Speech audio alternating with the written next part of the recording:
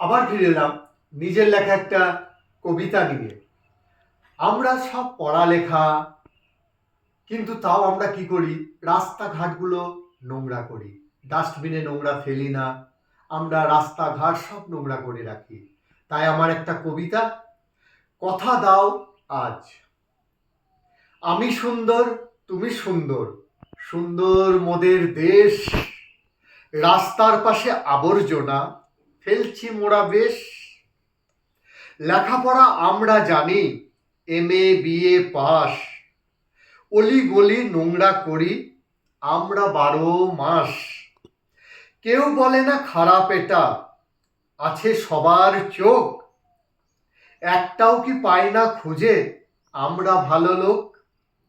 করছি বাড়ি আকাশ ছোঁয়া, কিনছি পোশাক দামি, ভেবে দেখো রাস্তা নোংরাও করছি তুমি আমি।